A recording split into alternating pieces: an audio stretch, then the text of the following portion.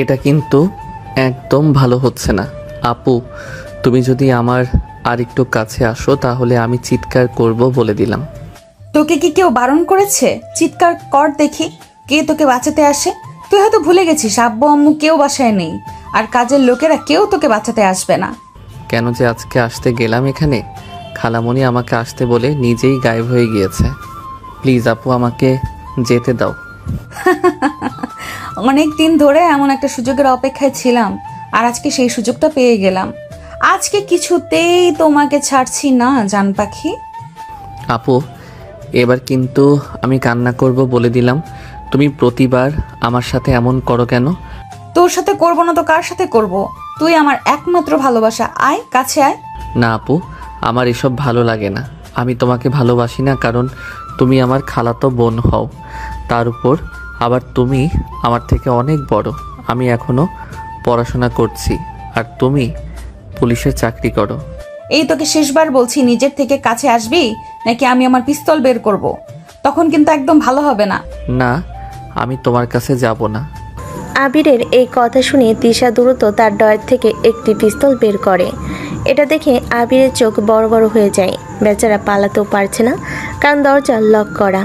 তিশা তখন আবিরের কাছে যায়। ভয়ে আবিরের শরীরে ঘাম দেওয়া শুরু করে। ভয়ে কিছু বলতে পারছে না। কি ব্যাপার, এখন চুপ হয়ে গেলি কেন? এবার আমি যা বলবো তাই করবি। যদি কোনো কথার অমান্য করিস তাহলে একেবারে দেখলি তো হাতে কি আছে আমার। তিশা তখন ড্রেসিং টেবিলের সামনে গিয়ে বন্দুক রেখে বিছানায় এসে বসে। আবির এখনও দেওয়ালে হেলান দিয়ে দাঁড়িয়ে আছে। তখনই তিশা বলে, ওইখানে দাঁড়িয়ে আছিস কেন? এখানে এসে বস। আবির চুপচাপ এসে বিছানায় বসে। এবার আমাকে কিস কর। আমি বলার পর আবির এসে আলতো করে আমার গালে একটা কিস করে, আবার গিয়ে বসে পড়ে। এটা দেখে তো আমার রাগ 360 ডিগ্রি হয়ে গিয়েছে। তখন আমি রেগে বলি, এটা কি করলি? আপু, তুমি তো বললে কিস করতে, আমিও কিস করেছি।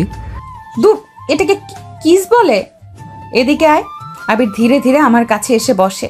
তখন আমি কিছু না বলে আবির মাথা ঘুরিয়ে লিপ কিস করে দেয়।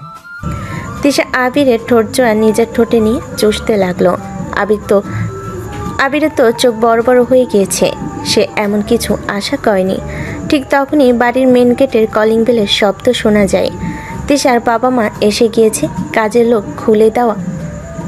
লোক দরজা খুলে দেওয়ার আগেই তিশা তাড়াতাড়ি আবিরকে ছেড়ে দেয়। তারপর গিয়ে নিজের রুমে দরজা খুলে দেয়, কারণ তারা যদি এদিকে এসে দেখে রুমে দরজা লক করা তাহলে সন্দেহ করতে পারে।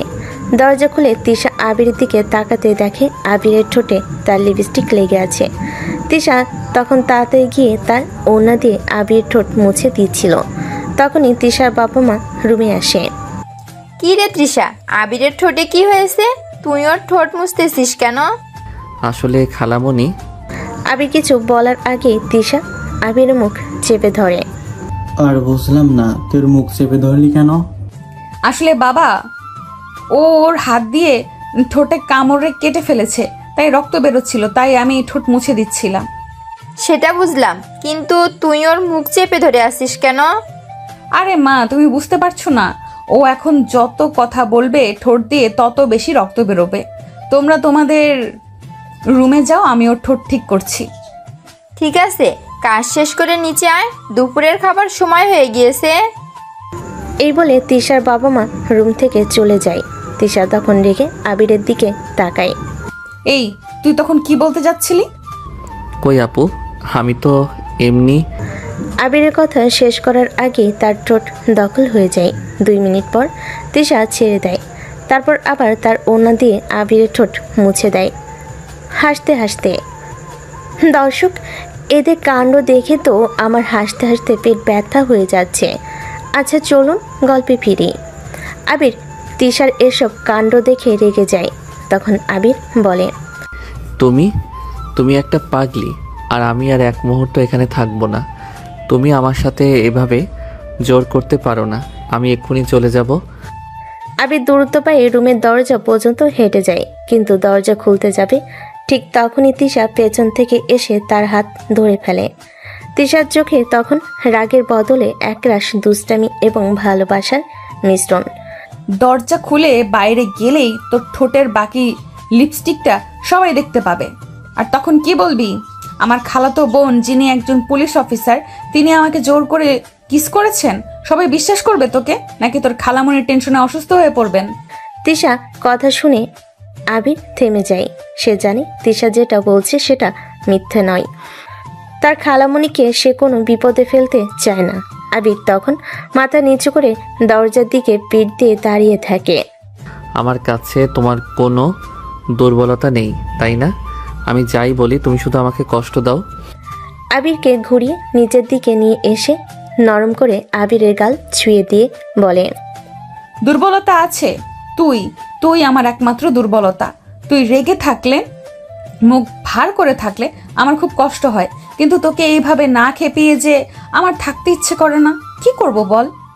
এসব ভালোবাসার ভান আমার সামনে আর করবে না। তোমার এই ভালোবাসা মানে হলো জোর। তোমার এই ভালোবাসা মানে হলো শুধু নিজের ইচ্ছা পূরণ করা। তিশা হঠাৎ করে গম্ভীর হয়ে যায়। আবিরের কথাগুলো তার বুকে গিয়ে লাগে। সে কিছুটা সরে গিয়ে আবিরের কাঁধে আলতো করে হাত রাখে। তুই আমার চোখের দিকে তাকা আবির। তুই কি সত্যিই মনে করিস আমি তোকে শুধু কষ্ট দেওয়ার জন্য এসব করি? তুই যখন আমায় আপু বলে ডাকিস, তখন আমার বুকের ভেতরটা কেমন মুচড়ে ওঠে। তুই বুঝিস না আমি তোকে চাই আবির, আমার রোমান্টিক স্ত্রী হিসেবে চাই। আমার জীবনের প্রতিটা সকাল সন্ধ্যায় তোকে চাই। তুমি চাইলেই তো আর হবে না আপু। তুমি ভুলে যাচ্ছ আমরা কাজিন। আর তোমার মতো একজন সিনিয়র পুলিশ অফিসারের পাশে একজন কলেজ পড়ুয়ার ছেলে মানায় না। আবিরের এই কথাগুলো যেন তিশাকে আঘাত করার জন্যই বলা হলো। তিশা একটু পিছিয়ে যায়, তারপর শান্ত কিন্তু তীক্ষ্ণ দৃষ্টিতে আবিরের দিকে তাকায়। আমি তৃষা, পুলিশের ইউনিফর্ম আমার পেশা, কিন্তু আমার হৃদয় তোকে ছাড়া অন্য কাউকে চেনে না। আর এই সমাজের মানানো না মানানোর হিসাব আমি কখনো করিনি, ভবিষ্যতেও করব না। তুই আমাকে ভালোবাসিস না এটা আমাকে বলিস না। তোর চোখে আমি অন্য কিছু দেখি আবির। ঠিক তখনই কাজের লোক এসে দরজায় নক করে। ম্যাডাম, খালামণি নিচে যেতে বললেন, খাবার টেবিলে সবাই অপেক্ষা করছেন। আসছি। তিশা আবার আবিরের দিকে তাকায়। সে আবিরের ঠোঁটের দিকে ইশারা করে বোঝায় যেন সে চুপ থাকে। নিচে যাবি, স্বাভাবিক থাকবি, আর মনে রাখিস আমার পিস্তল কিন্তু সবসময় আমার সাথেই থাকে। নিচে গিয়ে আমাকে তুমি বলে ডাকবি, কোনো আপু বা অন্য কিছু নয়। বোঝাতে পারলাম? হ্যাঁ। তিশা তখন একটা হাসি দিয়ে আবিরের হাত ধরে দুজনে একসঙ্গে রুম থেকে বের হয়ে খাবার টেবিলের দিকে যায়। আবিরের সমস্ত শরীর তখন রাগে ভয়ে এবং এক অজানা অনুভূতির অস্থিরতায় কাঁপছিল। খাবার টেবিলে বাবা মার সামনে দুজনই স্বাভাবিক থাকার অভিনয় করে যাচ্ছিল। আবির, তোর পড়াশোনা কেমন চলছে? এবার তো ফাইনাল ইয়ার, মন দিয়ে পড়। জি আঙ্কেল, ভালো চলছে। আমি মন দিয়েই পড়ছি। তৃষা, তোর প্রমোশনের কি খবর? এবার তো নিশ্চয়ই এসপিতে প্রমোশন হয়ে যাবে। আশা তো করছি মা, তবে কাজ শেষ হতে আরো কিছুদিন সময় লাগবে। আবির, তোমার প্লেটে আর কিছু মাংস নাও। তিশার এই তোমার সম্বোধন শুনে আবির কিছুটা চমকে ওঠে, কারণ এটা তাদের বাবা মার সামনে প্রথমবার। তবে সে বুঝতে পারে এটা তিশার হুঁশিয়ারি। আবির তখন প্লেটটা এগিয়ে দেয়। ধন্যবাদ আপু। খাবার শেষ হলো। আবির তিশার বাবার কাছ থেকে বিদায় নিয়ে নিজের বাড়ি ফেরার জন্য তৈরি হচ্ছিল। খালামণি, আঙ্কেল, আমি তাহলে এখন আসি। কাল সকালে আমার কোচিং আছে। কিরে, কই যাচ্ছিস? বস। বাড়িতে চলে যাব খালামণি। বাড়িতে যাবি মানে? আমি তোর মায়ের থেকে শুনলাম তোর কলেজ 1 মাসের জন্য বন্ধ দিয়েছে। তোর এখানে থাকার কথা। এ কথা শুনে তিশা অবাক হয়ে যায়, তবে পরক্ষণেই তার মুখে একটা চাপা হাসি রেখা ফুটে ওঠে। সে মনে মনে ভীষণ খুশি হয়। 1 মাস ধরে আবিরকে হাতের মুঠোয় রাখার সুযোগ। তুই কোথাও যাবি না, পুরো 1 মাস এখানেই থাকবি। আমি তোর মায়ের সাথে কথা বলে নিয়েছি। তুই বরং কিছুক্ষণ পর একবার বাড়িতে গিয়ে তোর জামা কাপড় আর বইপত্র নিয়ে আসিস। কিন্তু খালামণি। না, আর কোনো কিন্তু নয়, যা বললাম তাই হবে। আবির তখন আর কিছু না বলে হতাশ হয়ে মাথা নিচু করে দাঁড়ায়। সে মনে মনে বলে, সর্বনাশ, 1 মাস! এই পুলিশ ম্যাডামের টর্চার 1 মাস ধরে সহ্য করতে হবে। এর চেয়ে তো কলেজ খোলা থাকাও ভালো ছিল। এ কেমন ফাঁদে পড়লাম। আমি নিশ্চিত খালামণিকে এ আপুই পটিয়ে রাজি করিয়েছে। তখনই তিশা পরিস্থিতি বুঝে নিজেকে সামলে নিয়ে দ্রুত বলে ওঠে। আম্মু, আমিও আবিরের সাথে যাব, না হলে পরে বাড়িতে গিয়ে আবির হয়তো আর আসতে চাইবে না। হ্যাঁ, ঠিক বলেছিস। তাহলে তুইও যাস, তাড়াতাড়ি নিয়ে চলে আসিস। আবিরের সমস্ত রাগ গিয়ে তখন তিশার উপর পড়ে।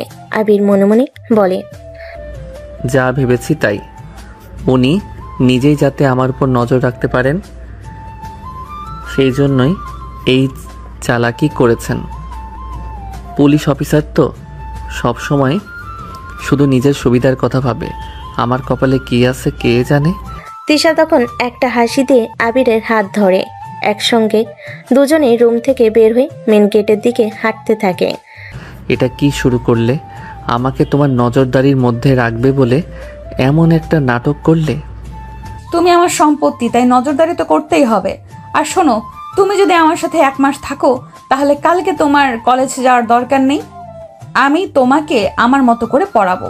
তিশা তার ঠোঁটে লেগে থাকা লিপস্টিক মুছে আবিরের ঠোঁটে আলতো করে লাগিয়ে দেয়, তারপর দ্রুত সরে যায়। চল তাড়াতাড়ি তোমার জিনিসপত্র নিয়ে আসি। আর একটা কথা, এই 1 মাস আমার সাথে ঝগড়া না করে যদি একটু প্রেম করো তাহলে তোমার সাথে আমার পুলিশি আচরণ একটু কম দেখাবো, কেমন? আবির রাগে, অপমানে এবং এক ধরনের অদ্ভুত অস্থিরতায় কাঁপতে কাঁপতে তিশার সাথে বাড়ির দিকে রওনা হয়। সে জানে সামনে 1 মাস তার জীবনে সবচেয়ে কঠিন এবং রোমান্টিক সময় হতে চলেছে। আবির তখন রাগে ফুঁসতে ফুঁসতে গাড়ির সিটে বসেছিল। রাস্তার দৃশ্যের চেয়ে তার মাথায় বেশি ঘুরছিল তিশার ঠোঁটে লিপস্টিক আর তুমি আমার সম্পত্তি কথাটি। আবির আর তিশা যখন গাড়ি করে আবিরের বাড়ির দিকে যাচ্ছিল তখন দুজনের মধ্যে চরম নীরবতা। এই নীরবতা ছিল টেনশনে ভরা, ঝড়ের আগে শান্ত অবস্থার মতো। আবির গাড়ির কাছের দিকে তাকিয়েছিল আর তিশা এক দৃষ্টিতে তার দিকেই তাকিয়েছিল। এই, আমাকে দেখছিস না কেন? রাস্তা দিয়ে তাকিয়ে কি এমন দেখছিস? আমি যাই দেখি তোমার তাতে কি? আমি তো আর তোমাকে দেখছিলাম না। হো, তাহলে তো তোর দৃষ্টি চুরি হয়ে যাচ্ছে। জানিস তো আমার নজর সব দিকে থাকে। কিছুক্ষণ পর তারা আবিরের বাড়ি পৌঁছালো। জিনিসপত্র গুছিয়ে আবার তিশাদের বাড়িতে ফিরে এলো। আহা, তোরা চলে এলি। আবির, তোর পরীক্ষা সামনে, শান্ত পরিবেশ দরকার। তুই বরং গেস্ট রুমে থাক। আর তৃষা, তুই তো এসপির প্রমোশনের জন্য পড়ছিস, তাই তোরা দুজনেই দিনের বেলা তোর রুমে পড়বি, একজন আরেকজনকে সাহায্য করতে পারবি। মায়ের কথা শুনে আবির ভেতরে ভেতরে স্বস্তির নিঃশ্বাস ফেলল। তাকে যে দিনের বেলায় তিশার অধীনে থাকতে হবে এই ভেবে তার মুখ কালো হয়ে গেল। সে দ্রুত মাথা নিচু করে গেস্ট রুমের দিকে চলল। অন্যদিকে তিশার মুখে ফুটে উঠল চাপা হাসি। তার প্ল্যান সম্পূর্ণ সফল না হলেও আবিরকে নিজের রুমে আটকে রাখার সুযোগ তো সে পাচ্ছেই। ঠিক আছে মা, আমি আবিরকে ভালো করে পড়াবো, তুমি চিন্তা করো না। আবির, তুই যা, তোর ব্যাগটা গেস্ট রুমে রাখ, জিনিসপত্র রাখ। আবির তখন গেস্ট রুমে গিয়ে তার জামা কাপড় এবং বইপত্র গুছিয়ে নিতে শুরু করলো। সে সময় কাটাতে চাইছিল কারণ সে জানতো তিশার রুমে পড়তে যাওয়া মানে নতুন বিপদ। এই করতে করতে বাইরে সন্ধ্যা নেমে এলো। ঘরের ভেতর আবছা অন্ধকার।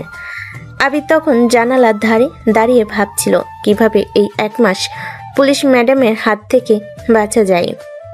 ঠিক তখনই তিশার মা দরজার কাছে এসে ডাকলেন, আবির, কি করছিস বাবা? ঘর তো দেখছি অন্ধকার। এখন আর দেরি করিস না, তৃষা অনেকক্ষণ ধরে তোর জন্য অপেক্ষা করছে। ভালো করে ফ্রেশ হয়ে তোর বইগুলো নিয়ে তৃষার রুমে যা, পড়তে বসতে হবে। আবিরের বুকটা ধড়াস করে উঠল। সে জানে তার মুক্তি আর নেই। সে তার বইপত্রগুলো হাতে নিয়ে চরম বিরক্তি আর ভয় নিয়ে তিশার রুমের দিকে রওনা হলো। আবির তখন দেখলো তিশা তার টেবিলের পাশে বসে আছে, একটা ফ্যান্সি টপস আর জিন্স পরে। আবিরকে দেখে সে মিষ্টি হাসলো। আসো আসো মাই ডিয়ার স্টুডেন্ট, আমি তো তোমার জন্যই অপেক্ষা করছিলাম। আসতে এত দেরি করলি কেন? আমার জন্য অপেক্ষা করছিলে মানে? তুমি না বলেছিলে তুমি এসপির জন্য পড়াশোনা করবে? হ্যাঁ, তবে আমার সব থেকে কঠিন পরীক্ষাটা হলো তোকে ভালোবাসা। আর এই পরীক্ষায় পাশ করতে হলে আমাকে আরো বেশি করে অনুশীলন করতে হবে বস। আবির স্টাডি টেবিলে বসতে যাবে, ঠিক তখনই তিশা উঠে গিয়ে দরজাটা ভেতর থেকে লক করে দিল। তুমি আবার দরজা লক করলে কেন? মা বাবা কিছু মনে করতে পারেন। পড়ার সময় কেউ যেন বিরক্ত না করে, তাই এটা আমার স্টাডি রুল। আর শোন, এখন থেকে এই রুমে তুই যখনই থাকবি এই নিয়মগুলো মেনে চলতে হবে, না মানলে তার জন্য থাকবে বিশেষ শাস্তি। কি রকম শাস্তি? যদি তুই আমাকে তুমি ছাড়া অন্য কিছু ডাকিস বা আমার কোনো কথা অমান্য করিস, তাহলে আমি তোর গেস্ট রুমের দরজা খুলে দেব না।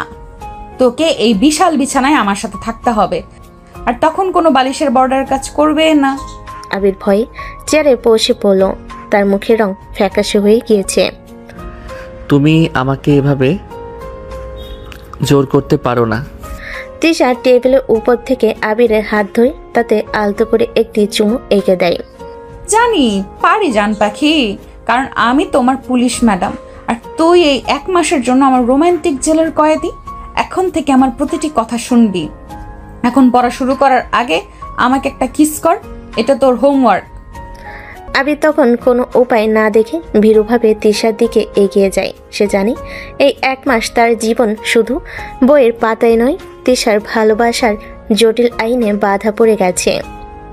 তো পাঠকরা কি মনে হচ্ছে, এই পুলিশ ম্যাডামের রোমান্টিক অত্যাচার কি আবির 1 মাস সহ্য করতে পারবে, নাকি নিজের প্রেমে আত্মসমর্পণ করবে?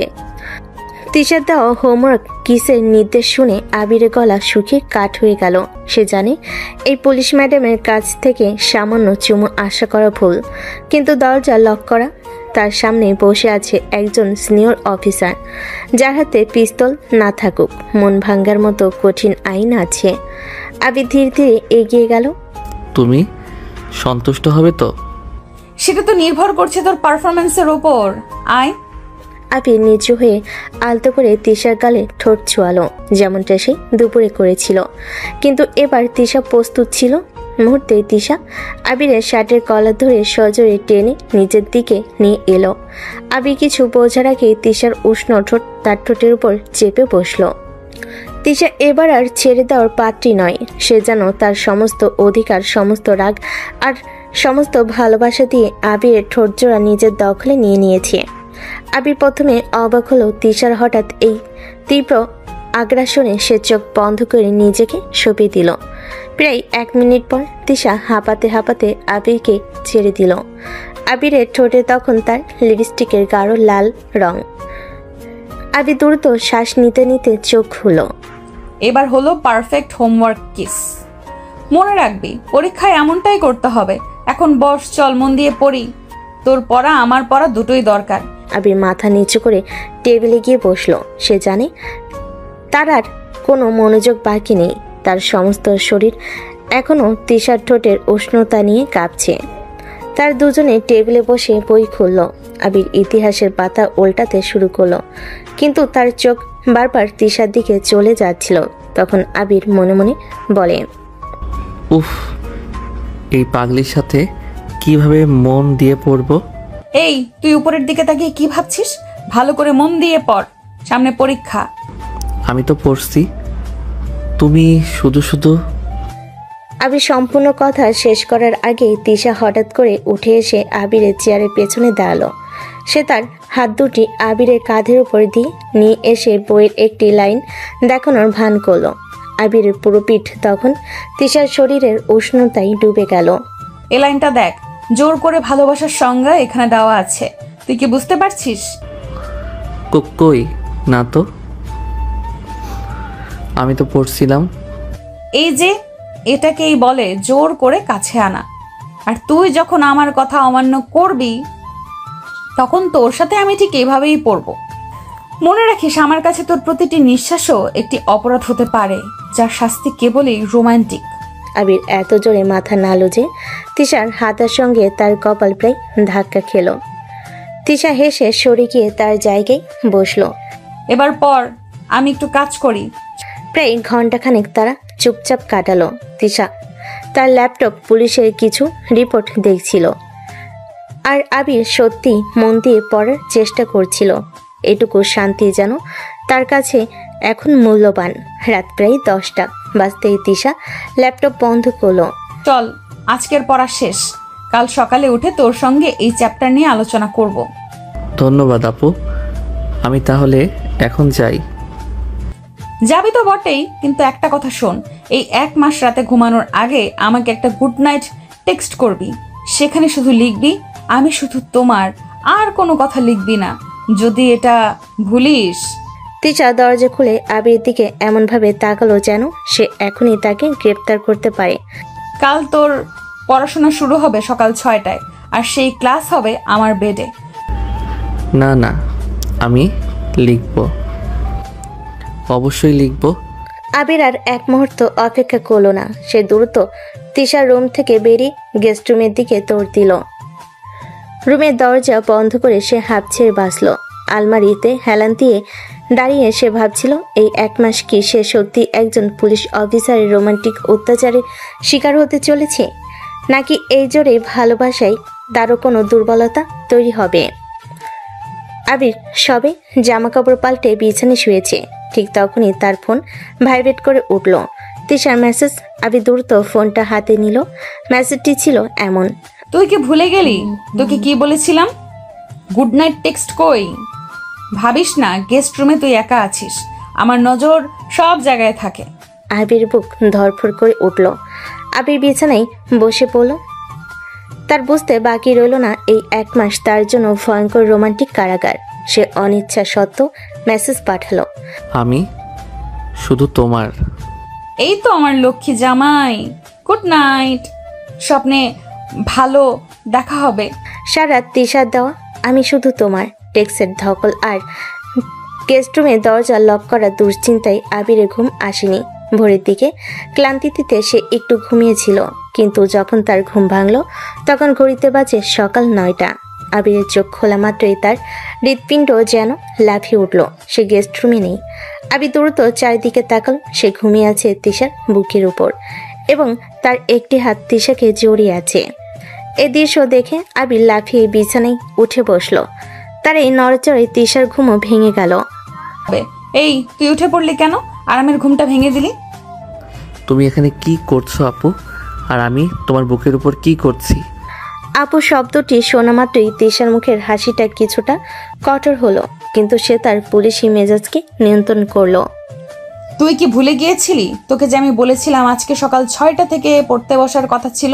তোকে উঠাতে এসে দেখি তুই ঘুমাচ্ছিস, তাই তখন আর তোকে না উঠিয়ে তোর পাশেই একটু ঘুমিয়ে পড়ি। এরপর তোর কোলবালিশটা সরিয়ে দেওয়ার পর তুই নিজেই আমাকে জড়িয়ে ধরেছিস। কথা শেষ করে আমি আবিরের গাল টিপে দিলাম। একটু লজ্জা লাগছিল, কিন্তু লজ্জা কাটিয়ে আবার বললাম, তোর সাথে ঘুমাতে যে এত শান্তি তা আগে জানতাম না। এখন থেকে রোজ তোর সাথে ঘুমাবো। আপু তুমি কি পাগল হয়ে গিয়েছো? এসব কি বলছো? তুমি আমার খালাতো বোন, আর তুমি এই আমার সামনে আপু ডাকবি না বলেছিলাম না? আর হ্যাঁ, আমি তোর প্রেমে পাগল হয়ে গিয়েছি, এটাই সত্যি। এখন আর কথা নয়, আমার থানায় যাওয়ার সময় হয়ে গিয়েছে। তুই ফ্রেশ হয়ে নিচে আয়। আবির মাথা নিচু করে বসলো। তার এখন প্রতিবাদ করার সাহস নেই। সে বুঝলো তিশা নিজেই গেস্ট রুমের দরজা খুলে এই নাটক করেছে। তিশা দ্রুত উঠে ফ্রেশ হয়ে ইউনিফর্ম পরে নিল। কাঁধে পিস্তলের হোলিস্টার আর কোমরে বেল্ট পরতে পরতে আবিরের দিকে তাকালো। শোন, নিচে গিয়ে স্বাভাবিক থাকবি, আর মনে রাখিস আজকের দিনের জন্য তোর স্টাডি রুলসগুলো এখনো প্রযোজ্য। সারাদিন তুই এই ঘরেই পড়াশোনা করবি, আমার জন্য অপেক্ষা করবি। কাউকে বলবি না যে আমি তোকে জোর করছি। তুমি কতক্ষণ পর আসবে? আজ একটু বেশি কাজ আছে, হয়তো রাত 10টা বাজতে পারে। তার আগে তুই একবারও বাড়ির বাইরে বেরোবি না। আর হ্যাঁ, আমি কল করলে অবশ্যই ধরবি। এখন যা নাস্তা কর, তোর জন্য ডিম টোস্ট রেডি আছে। আবির দ্রুত ফ্রেশ হয়ে নিচে গেল। খাবার টেবিলে তিশার বাবা মা ব্রেকফাস্ট করছে। আবিরকে দেখে তিশার মা হাসি মুখে জিজ্ঞেস করলো, কি রে আবির, তোর ঘুম আজ এত দেরিতে ভাঙলো কেন? শরীর খারাপ নাকি? না খালামণি, রাতে একটু ঘুম কম হয়েছিল, তাই উঠতে দেরি হয়ে গিয়েছে। আবির কিছু বলার আগেই তিশা নিচে চলে এলো। ইউনিফর্মে তাকে দেখতে তখনও আরো কঠোর আর ক্ষমতাবান লাগছিল। মা, আমি এখন বেরোচ্ছি, আমার মিটিং আছে। আবির, তুমি মন দিয়ে পড়াশোনা করবে, কোনো সমস্যা হলে আমাকে ফোন করতে পারো। আর মনে আছে তো তোমাকে আমি কি বলে গেলাম? হ্যাঁ। তিশা তার বাবা মাকে বিদায় জানিয়ে আবিরের দিকে তাকালো। তার চোখে তখন ভালোবাসার চেয়েও বেশি ছিল অধিকার আর কৃতিত্ব। তারপর সে দ্রুত ঘর থেকে বের হয়ে গেল। দেখেছিস আবির, তোর আপু কত দায়িত্বশীল। ওর চাকরির চাপ, আবার তোর পড়ারও চিন্তা। আবির কেবল টোস্টে কামড় দিল। তার মনে হলো যেন সে টোস্ট খাচ্ছে না, খাচ্ছে একটা কয়েদি জীবনের প্রথম দিনের সকালের অপমান। তিশা চলে যাওয়ার পর আবির যেন কিছুটা স্বস্তির নিঃশ্বাস ফেলল, কিন্তু সেই স্বস্তি বেশিক্ষণ স্থায়ী হলো না। এই বিশাল বাড়িটা যেন এখন একটা নির্জন কারাগার, আর আবির তার একমাত্র কয়েদি। অনিচ্ছা সত্ত্বেও সে তিশার রুমে ঢুকলো। আবির জানে পড়াশোনা করার চেয়েও এখানে বেশি দরকার তিশার অনুপস্থিতি, সুযোগ নিজেকে শান্ত করা। আবির বই খুলে টেবিলে বসলো, কিন্তু মন টিকল না। তার নজর চলে গেল তিশার ড্রেসিং টেবিলের দিকে, যেখানে সে পিস্তলের হোলিস্টারটি রাখা আছে। সে ঘুরে ঘুরে রুমটি দেখতে লাগলো। এত গোছানো, তবু কেমন যেন ভয় লাগে এই রুমে আসলে, যেমন তৃষা আপুকে ভয় লাগে। হঠাৎ আবিরের চোখ পড়ল তিশার স্টাডি টেবিলের কোণে রাখা একটি ছোট্ট ডায়েরির উপর। কৌতূহল সামলাতে না পেরে সে ডায়েরিটি হাতে তুলে নিল। প্রথম কয়েকটি পাতা উল্টাতেই সে স্তব্ধ হয়ে গেল। ডায়েরির একটি পৃষ্ঠায় শুধু লেখা, আবির তুই আমার সব, তোকে ছাড়া আমার জীবন অচল। আরও কয়েকটি পাতা উল্টানোর পর আবির একটি ছোট্ট পোলারয়েড ছবি দেখতে পেল। ছবিটি আবিরেরই, সম্ভবত কোনো পার্টিতে তোলা, যেখানে আবির হাসছে। ছবির নিচে তিশার হাতে লেখা ছোট্ট নোট, আমার একমাত্র দুর্বলতা আবির, তুই শুধুই আমার। নোটের লেখা পড়ে আবির বলে, তার মানে তৃষা আপু কি সত্যি আমাকে ভালোবাসে? এটা কি শুধু জোর নয়? আবিরের মন দ্বিধায় ভরে গেল। তার মনে হলো তিশার এই পাগলামি হয়তো শুধু তার পুলিশি কৃতিত্ব নয়, বরং এক গভীর অধিকার বোধ।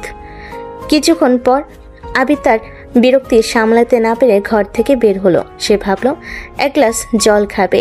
সে ধীরে ধীরে হেঁটে রান্নাঘরের দিকে গেল। আবির রান্নাঘরের দিকে হেঁটে গেল। কাজের লোক তখন দুপুরে খাবারের প্রস্তুতি নিচ্ছিল। আবির ফ্রিজ থেকে জল বের করে রান্নাঘরের টেবিলে দাঁড়িয়ে জল খেতে লাগলো। সে একটু সময় কাটাতে চাইল। তিশার চোখ এড়িয়ে থাকার এই সামান্য স্বাধীনতা তার কাছে মূল্যবান মনে হলো। আবির তখন সবে কাজের লোকটির সাথে কলেজে কথা বলছিল। ঠিক তখনই তার ফোন বেজে উঠল। স্ক্রিনে তিশার নাম। আবিরের বুকে ধড়াস করে উঠল। হ্যালো তৃষা। এই তুই কোথায়? তোর তো আমার রুমে পড়ার কথা, কল ধরতেই এত সময় লাগলো কেন? আমি রান্নাঘরে মাত্র এলাম এক গ্লাস জল খেতে। জল খেতে? জল কি তোর গেস্ট রুমে নেই নাকি তুই ভাবছিস আমি থানায় আছি বলে তোর উপর আমার নজর নেই? এক্ষুনি রুমে ফিরে আয়। আমি যাচ্ছি। তুই আমার কাছে ভিডিও কল কর, আমি দেখতে চাই তুই এখন কোথায় আছিস। আবির দ্রুত রান্নাঘরের দরজা বন্ধ করে দিল এবং ভিডিও কল ধরল। পেছনে কি দেখছিস? আলোটা কোথায় লাগছে? তুই তো এখনো রান্নাঘরেই। আমি কি তোকে বলে যাইনি আমার রুমে থাকবি? আমি সত্যি বলছি, মাত্র জল খেতে এসেছিলাম। ঠিক আছে, আমি দেখছি। এই শেষবার, ভুলে যাস না তোর জীবন এখন আমার হাতের মুঠোয়। এখন কল কাট আর পড়ার টেবিলে গিয়ে বস। আমি ফিরে এসে কিন্তু তোর সারাদিনের পড়া নেব। আবির দ্রুত কল কেটে ফোন পকেটে রাখলো এবং হাঁপাতে হাঁপাতে তিশার রুমে ফিরে গেল। সে বুঝলো পুলিশ ম্যাডামের নজরদারির জাল থেকে তার পালানো অসম্ভব। সূর্য ডোবার পর আবির ডিনার শেষে আবার তিশার রুমে ফিরল। ঘড়িতে তখন রাত 10টা পেরিয়েছে। আবির ক্লান্তিতে টেবিলে মাথা রেখে সামান্য ঘুমিয়ে পড়েছে। রাত প্রায় 10:40। বাইরে গাড়ির ব্রেক কষার শব্দ হলো। আবিরের ঘুম ভেঙে গেল। তার হৃৎপিণ্ড জোরে জোরে ধরফর করতে লাগলো। এবার তিশা আসছে। কিছুক্ষণের মধ্যেই রুমের দরজা খুলে গেল। তিশা ইউনিফর্মেই আছে, তার চোখে রাজ্যের ক্লান্তি, কিন্তু আবিরকে টেবিলে দেখে তার মুখে একটা সন্তুষ্টির হাসি ফুটে উঠল। তবে সেই হাসি দ্রুত মিলিয়ে গেল। তুই মিথ্যা বললি কেন আবির? কি মিথ্যা? তুই জল খাওয়ার কথা বলে রান্নাঘরে প্রায় 20 মিনিট ধরে ছিলি। আমার সিসিটিভি ফুটেজ দেখতে হয় না? তোর প্রত্যেকটা পদক্ষেপ আমার মুখস্থ। এই সামান্য নিয়মটা ভাঙার সাহস তোর হলো কি করে? আবির পুরোপুরি ধরা পড়ে গেল। সে বুঝলো তিশা তার উপর যে নজরদারি চালাচ্ছে তা কেবল ফোন কলেজের মাধ্যমে নয়, সম্ভবত গোটা বাড়িতে তার ক্ষমতার বিস্তৃত। আবির ভয়ে মাথা নিচু করলো। আজ রাতে তোর শাস্তি হবে, আর সেই শাস্তি হবে তোর গেস্ট রুমে নয়, আমার রুমে, আমার মতো করে। তিশা তখন আবিরের হাত ধরে টানলো। তার চোখ জ্বলজ্বল করছে, যেখানে শাসনের চেয়েও বেশি দেখা যাচ্ছে এক তীব্র অধিকারবোধ। আবির জানে না তিশা তাকে কি শাস্তি দিবে। তিশার তীক্ষ্ণ অভিযোগে আবির ধরা পড়ে গেল। সে বুঝলো তিশার নজরদারি কতটা গভীর। তার সমস্ত শরীর ভয়ে কাঁপছে। তিশা তখন দরজা লক করে দিল এবং ধীরে ধীরে আবির দিকে এগিয়ে এলো। আবির চোখ বন্ধ করে নিজেকে প্রস্তুত করলো। হয়তো হ্যান্ডকাপ পরানো হবে, নয়তো কড়া ভাষায় শাসন করা হবে। শাস্তি তো তোকে পেতেই হবে আবির। তুই আমাকে মিথ্যা বললি, তুই আমার বিশ্বাস ভাঙলি।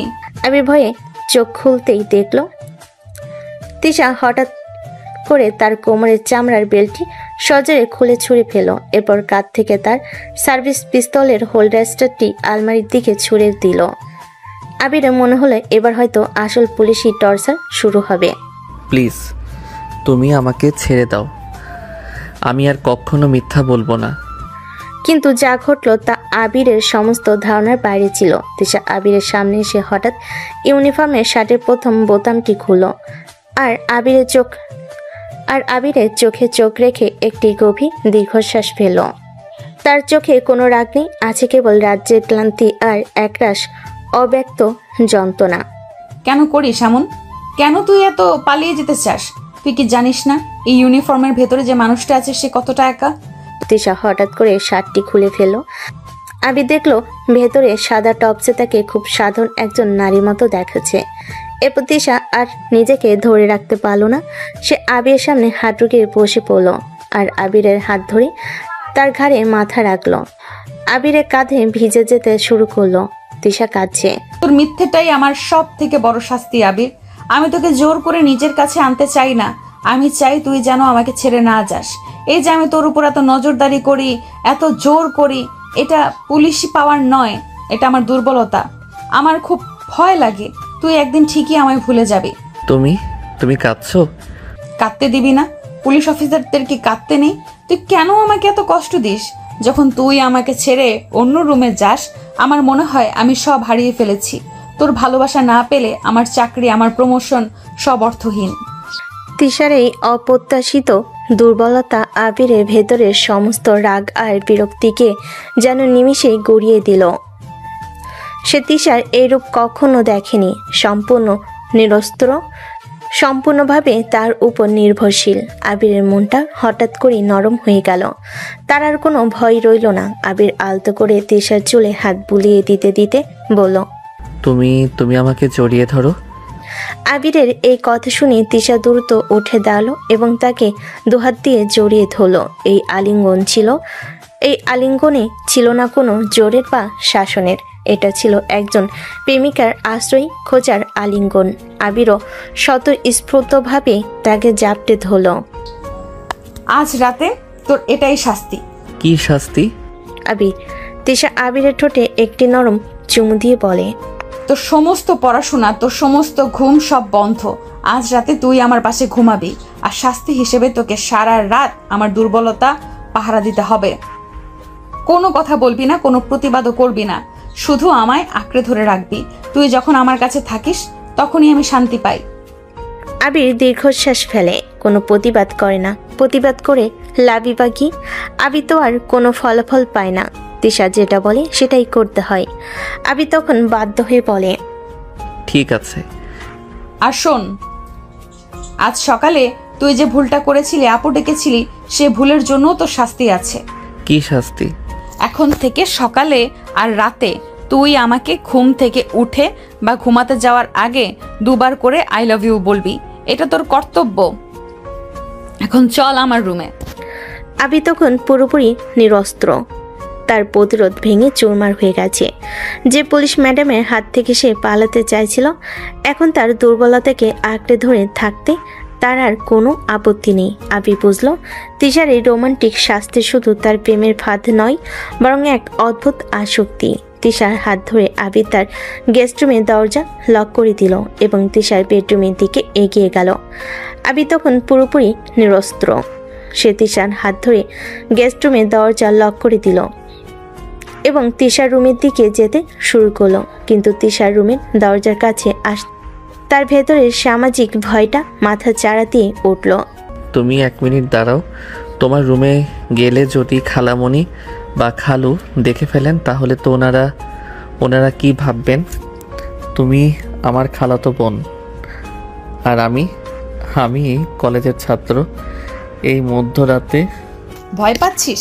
তুই কি ভাবিস তোর পুলিশ ম্যাডাম এত সাধারণ ভুল করবে? চল আগে ভেতরে আয়। তিশা দরজা খুলে আবিরকে ভেতরে ঢুকিয়ে দিয়ে দরজাটা লক করে দিল। এরপর সে আবিরের কাছে এগিয়ে এলো। তার চোখে তখনও শাসনার অধিকারের মিশ্রণ। শোন, প্রথমত এই রুমটা এখন আমার হাই সিকিউরিটি জোন। তুই জানিস না আমার বাবা মা আমাকে কত শ্রদ্ধা করেন। আমার যখন দরকার হয় তখন আমার বাবা মাও এই রুমে ঢোকার আগে নক করেন। কিন্তু মাঝরাতে যদি ওনারা... চুপ, মাঝরাতে কেউ আসে না। আর যদি ভুল করেও কেউ আসে, তোর পুলিশ ম্যাডামের একটা ব্যাকআপ প্ল্যান আছে। কি প্ল্যান? কালকে সকালে যখন তুই ঘর থেকে বের হবি তার 5 মিনিট আগে আমার মা এসে নক করবেন। আমি তখন দ্রুত দরজা খুলে দিব। তুই অনেকক্ষণ ধরে আমাকে একটা জরুরি ফাইল কম্পোজ করতে সাহায্য করছিলি, তাই তোর গেস্ট রুমে যেতে দেরি হয়ে গেছে। এটা কি তারা বিশ্বাস করবেন? অবশ্যই করবেন, কারণ আমি তৃষা, একজন পুলিশ অফিসার। আমি যখন যা বলি সেটাই সত্যি। আর শোন, যদি মাঝরাতে কোনো জরুরি পরিস্থিতি তৈরি হয়, যেমন ধর কেউ দরজা খোলার চেষ্টা করে। তিশা তখন আলমারি থেকে একটি পুলিশ ওয়্যারলেস বের করলো। এই দেখ, ওয়্যারলেসে একটা আলতো চাপ দিলেই বাবা মা ভাবেন আমার অফিসের জরুরি কল এসেছে। তখন তারা দ্রুত ফিরে যাবেন, বুঝলি? তোর জীবন এখন আমার হাতে আর তোর নিরাপত্তা আমার দায়িত্বে। এবার শান্তি। আবির পুরোপুরি বাকরুদ্ধ। তিশা তার ব্যক্তিগত জীবনকেও যেন পুলিশি কৌশলে মুড়ে রেখেছে। তার কাছে পালানোর কোনো রাস্তা নেই। তুমি খুব চতুর। আমি চতুর নই, আমি রোমান্টিক বউ। আর বউকে তো একটু চালাক হতেই হয়। এখন চল তোর শাস্তি শুরু করি। তিশা তখন তার চুল বাঁধতে বাঁধতে আবিরের দিকে তাকালো। আজকের শাস্তি কি ছিল ভুলে গিয়েছিস? না, ভুলিনি। আই লাভ ইউ 2 বার। শুধু 2 বার বললে হবে না, বলতে হবে মন থেকে। চল এখন শুতে চল। আর আজ রাতে তো নতুন নিয়ম হলো, তুই আমার থেকে কমপক্ষে 1 ইঞ্চি দূরে থাকতে পারবি না। তোকে সারা রাত আমার বুকে মাথা রেখে ঘুমাতে হবে। আবির আর কোনো প্রতিবাদ করলো না। সে বুঝে গেছে প্রতিবাদ করা মানে শাস্তির তীব্রতা আরো বাড়ানো। সে ধীরে ধীরে বিছানার দিকে এগিয়ে গেল। তিশা তখন সমস্ত আলো নিভিয়ে শুধু বেডসাইড ল্যাম্পটা জ্বালিয়ে দিল। আবির তখন বিছানায় শুয়ে তিশার দিকে ফিরল। আই লাভ ইউ তুমি। আরেকবার। আই লাভ ইউ তুমি। তিশা খুশি হয়ে আবিরকে টেনে নিজের বুকে নিয়ে এলো। তার ইউনিফর্মের সুঘ্রাণ আর শরীরের উষ্ণতা আবিরকে ঘিরে ধরল। আবির তখন তার সমস্ত ভয় ভুলে গিয়ে একজন পুলিশ ম্যাডামের বুকে মাথা রেখে এক অদ্ভুত রোমান্টিক নিরাপত্তার ভেতর ডুবে গেল। সে বুঝল এই জোরের ভালোবাসা তাকে ধীরে ধীরে কেমন যেন এক ভিন্ন জগতে টেনে নিয়ে যাচ্ছে। রাতটা আবিরের জীবনে ছিল সম্পূর্ণ অপ্রত্যাশিত। যে পুলিশ ম্যাডামের ভয়ে তার বুক ধরফর করত, সারা সে তারই বুকে মাথা রেখে ঘুমিয়েছে। সকালে আবিরের ঘুম ভাঙল। তখন সে তিশার বুকের পর মাথা রেখে গভীর ঘুমে মগ্ন। আবির আলতো করে মাথা তুলল। তার মনে কোনো ভয় বা রাগ নেই, বরং এক অদ্ভুত উষ্ণতা তাকে ঘিরে রেখেছে। আবির দেখল তিশা ঘুমাচ্ছে। ইউনিফর্ম ছাড়া তাকে দেখতে ঠিক তার খালাতো বোনের মতোই সরল লাগছে। আবির খুব সাবধানে তার চুলে হাত বুলিয়ে দিল। সে বুঝল তিশার এই জোর করা ভালোবাসার ভেতরও এক গভীর সত্য লুকিয়ে আছে। ঠিক তখনই তিশার চোখ খুলে গেল। পুলিশি ট্রেনিংয়ের মতোই মুহূর্তেই তার ঘুম ভেঙে গেল। তুই উঠে পড়লি? তোর তো ঘুম ভাঙতে ইচ্ছে করছিল না। তুমি খুব সুন্দর করে ঘুমাও। আবির কথা শুনে তিশা হেসে আবিরকে আরো কাছে টেনে নিল। শোন, সকাল হয়ে গেছে, আজকের কর্তব্য বাকি আছে। আই লাভ ইউ তুমি। আরেকবার। আই লাভ ইউ তুমি। তিশা খুশি হয়ে আবিরের কপালে একটি চুমু আঁকলো। ঠিক তখনই দরজায় মৃদু টোকা পড়ল, যেমনটা তিশা বলেছিল। তৃষা, তোদের ঘুম ভাঙলো? আবির, তুই এখনো ওর ঘরে? তিশা আবিরের দিকে তাকিয়ে চোখে ইশারা করলো। আবির দ্রুত বিছানা থেকে নেমে দাঁড়িয়ে গেল। তিশা তখন চাদরটা ঠিক করতে করতে দরজা খুলে দিল। মা, আজ একটা জরুরি ফাইল কম্পোজ করতে আবির অনেক সাহায্য করেছে, তাই ওকে গেস্ট রুমে যেতে দিতে একটু দেরি হলো। তুমি চিন্তা করো না। ও, এমন কাজ আর করিস না। আবির, যা বাবা, ফ্রেশ হয়ে নিচে আয়। আবির তখন সুযোগ পেয়ে দ্রুত ঘর থেকে বেরিয়ে গেল। তার সারা শরীরে তখনও তিশার শরীরে সুঘ্রাণ লেগে আছে। সে বুঝল তিশার হাই সিকিউরিটি জোন প্ল্যানটা নিখুঁতভাবে কাজ করেছে। ব্রেকফাস্টের সময় আবির লক্ষ্য করল তিশা আজও ইউনিফর্ম পরেছে, কিন্তু তার চোখে মুখে এক অদ্ভুত শান্তি। তিশা ব্রেকফাস্ট টেবিলে বসে আবিরের প্লেটে টোস্ট এগিয়ে দিল। আবির, তুমি মন দিয়ে খাও, আমার আজ খুব জরুরি একটা জায়গায় যেতে হবে। তুমি সাবধানে থেকো। চিন্তা করিস না, তোর পুলিশ ম্যাডামকে এত সহজে কেউ কাবু করতে পারে না। শোন, আজ সারা দিন তুই আমার জন্য একটা কবিতা লিখবি। কবিতা? কিন্তু আমি তো... কোনো জোর নয়, কোনো ভয় নয়, শুধু তোর মনে আমার জন্য কি আছে সেটা লিখবি। সন্ধ্যায় ফিরে আমি দেখতে চাই এটা তোর আজকের ভালোবাসার হোমওয়ার্ক। এটা প্রমাণ করবে তুই গতকাল মিথ্যে বললেও তোর মন আমার থেকে পালাতে চায় না। আবির তখন আর প্রতিবাদ করলো না। সে বুঝতে পারল এটা কোনো পুলিশের নির্দেশ নয়, বরং একজন প্রেমিকার মন বোঝার চেষ্টা। ঘর থেকে বেরোনোর আগে তিশা হঠাৎ ফিরে এলো। সে আবিরের কাছে এসে তার ফোনটা নিল। মুহূর্তের মধ্যে সে আবিরের ফোনের ওয়েল পেপার পরিবর্তন করে দিল। যখন তোর মন কবিতা লিখতে চাইবে না, তখন এই ছবিটা দেখবি। তিশা চলে যাওয়ার পর আবির দ্রুত ফোনটা হাতে নিল। সে দেখলো নতুন ওয়েল পেপারটা হলো তাদের দুজনের ছবি, যেখানে আবির তার বুকে মাথা রেখে ঘুমাচ্ছে। আবির লজ্জা পেল, কিন্তু ভেতর ভেতর এক অদ্ভুত ভালো লাগা কাজ করলো। তার সমস্ত গোপন মুহূর্ত এখন তিশার দখলে। সকালে নাস্তা শেষ করে আবির আবার তিশার রুমে ফিরল। টেবিলের উপর বই খোলার আগে তার চোখ গেল ফোনে স্ক্রিনের দিকে, তাদের দুজনের ওয়েল পেপারের দিকে। আবির লজ্জায় লাল হয়ে গেল, কিন্তু এই একান্ত ব্যক্তিগত ছবিটি তাকে একই সাথে মুগ্ধ বিভ্রান্তি করলো। সে বুঝতে পারল তিশার এই পদক্ষেপটা শুধু ক্ষমতা দেখানো নয়, বরং এক তীব্র অধিকারবোধের প্রকাশ। আবির তখন কলম হাতে নিল। আজকের কাজ কবিতা লেখা। কবিতা? আমি এখন কি লিখব? রাগ নাকি ভয় নাকি নাকি অন্য কিছু? আবির প্রথম লাইনে লিখল, আমি বন্দি, বন্দি আমি তোমার কঠিন শাসনে। কিন্তু লাইনটা লেখার পর তার মনে পড়ল তিশার অশ্রু সজল মুখটা। সে দ্রুত পাতাটা ছিঁড়ে ফেলল। আবির তখন মনে মনে বলে, এই পুলিশ ম্যাডামের জন্যই তো আমি এত ভয় পাচ্ছি। কিন্তু কাল রাতে যখন তুমি কাঁদছিলে, আমার মনে হচ্ছিল তুমি পৃথিবীর সবচেয়ে দুর্বল মানুষ। এই দুর্বলতাটাই কেন জানি আমাকে তোমার কাছে টানছে। আবির তার নিজের মনের এই পরিবর্তন বুঝতে পারছিল না। সে তিশার কাছ থেকে পালাতে চেয়েছিল, কিন্তু এখন পালাতে চাওয়ার ইচ্ছেটা যেন ক্রমশ কমে আসছে। হয়তো এই জোরেই ভালোবাসা তার কাছে এক নতুন ধরনের উত্তেজনা নিয়ে এসেছে। ঠিক দুপুরবেলা যখন আবির গভীর চিন্তায় মগ্ন, তখন তার ফোন বেজে উঠল। স্ক্রিনে তিশার নাম। আবির দ্রুত ফোন ধরল। হ্যালো, তুমি? এই, তুই ঠিক আছিস? শোন, এটা আমার ডিউটি কল। আমি একটা জরুরি কেস নিয়ে কথা বলছি। তোর উপর আমার নজর আছে, তাই মন দিয়ে পড়াশোনা করবি। আমি স্পিকার অন করছি। আবির কোনো কথা বলার সুযোগ পেল না। স্পিকার অন হতেই আবির শুনতে পেল তিশা তার অর্ডিনেটরদের কঠিন নির্দেশ দিচ্ছেন। তার পুলিশি মেজাজ যুক্তিবাদী এবং দ্রুত সিদ্ধান্ত নেওয়ার ক্ষমতা আবিরকে মনে করিয়ে দিল তিশা কতটা ক্ষমতাশালী। এই দৃশ্য আবিরের হৃদস্পন্দন বাড়িয়ে দিল। এটাই তার সেই পুলিশি ম্যাডাম যাকে সে ভয় পায়। সাবধানে থাকবি, সন্ধ্যায় ফিরে কবিতা দেখব। তিশার এই পুলিশি রূপ আবিরকে চূড়ান্তভাবে প্রভাবিত করলো।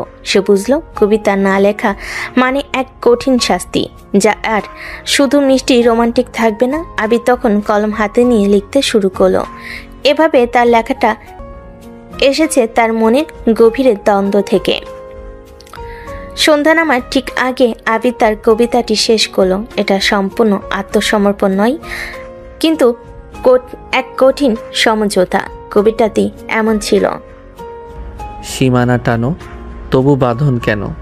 আমি জানি তুমি কঠিন হাতে শাসন করো, তবু তোমার চোখের জলে আমি মুক্তি খুঁজি। তুমি আমার বিচারক নও, তুমি আমার আলো। জোর করে কাছে আসা, তবু দূরে থাকা হলো না। তোমার পুলিশি নিয়মে আমি কয়েদি, আমার মুক্তি শুধু তোমার বুকে। এই জোরের ভালোবাসায় আমার সবথেকে বড় ভুল, আর এই ভুলটাই আমার জীবনের নতুন পথ। বাহ বাহ বাহ, কি কবিতা লিখলো আমাদের নায়ক। দর্শক জানেন, আমিও আমাদের নায়িকার মতো রোমান্টিক, কিন্তু আমার কোনো খালাতো মামাতো ফুফাতো চাচাতো ভাই নেই, তাই দেবদাস হয়ে আপনাদের সাথে বকবক করছি। আবির কবিতা পড়ে নিজেই চমকে গেল। সে স্বীকার করুক বা না করুক, তার মন এখন আর সম্পূর্ণ প্রতিবাদী নয়। সে যেন ধীরে ধীরে তিশার ভালোবাসাকে গ্রহণ করতে শুরু করেছে। রাত তখন প্রায় 9টা। আবির কবিতার পাতাটা সাবধানে টেবিলের উপর রাখলো এবং বহু গুছিয়ে স্বাভাবিক থাকার চেষ্টা করলো। বাইরে গাড়ির শব্দ শোনা গেল। তিশা এসেছে। আবিরের হৃৎপিণ্ড জোরে জোরে ধরফর করছে। এবার ভয়ে নয়, এক গভীর উত্তেজনায়। রাত তখন প্রায় 11:15। দরজার লক খোলার শব্দ হলো। তিশার রুমে ঢুকলো। ইউনিফর্ম পরা তিশাকে দেখে আবিরের বুকে এক মিশ্র অনুভূতি, ভয়, উত্তেজনা এবং গভীর অনুরাগ। তিশার চোখে মুখে সারাদিনের ক্লান্তির ছাপ, কিন্তু তার চোখে সরাসরি টেবিলের উপর রাখা ভাঁজ করা কাগজটির দিকে। মন দিয়ে পড়েছিস? হ্যাঁ। তিশা টেবিলের কাছে এগিয়ে গিয়ে কাগজটি তুলে নিল। কবিতা লিখেছিস? আমি বলেছিলাম তোর মনে আমার জন্য কি আছে সেটাই লিখবি। তিশা এখন নিজের ক্লান্তি ভুলে চেয়ার টেনে বসলো। সে আস্তে আস্তে কবিতাটি খুলল এবং মনোযোগ দিয়ে পড়তে শুরু করলো। আবির তখন দম বন্ধ করে দাঁড়িয়ে আছে। তার মনে হচ্ছে পুলিশ ম্যাডামের দেওয়া সবচেয়ে কঠিন পরীক্ষার ফল প্রকাশ হচ্ছে এই মুহূর্তে। তিশা কবিতাটি প্রথমবার দ্রুত পড়ে নিল, তারপর দ্বিতীয়বার পড়ল আরও ধীরে। প্রতিটি লাইনে যেন তার ব্যক্তিগত জীবনের প্রতিচ্ছবি খুঁজছে। কবিতাটি শেষ করে তিশার চোখ বন্ধ করলো। তার চোখ দিয়ে দুফোঁটা জল গড়িয়ে পড়ল, কিন্তু এবার সেটা কষ্টের নয়, চূড়ান্ত আনন্দের জল। এই জোরের ভালোবাসাই আমার সবচেয়ে বড় ভুল, আর এই ভুলটাই আমার জীবনের নতুন পথ। তিশা তখন দ্রুত উঠে দাঁড়ালো এবং আবিরের কাছে এসে তাকে শক্ত করে জড়িয়ে ধরল। এই আলিঙ্গন ছিল কোনো শান্তি নয়, এটা ছিল এক গভীর মুক্তির আলিঙ্গন। তুই জানিস না, তোর এই কথাগুলো শোনার জন্য আমি কতদিন ধরে অপেক্ষা করছিলাম।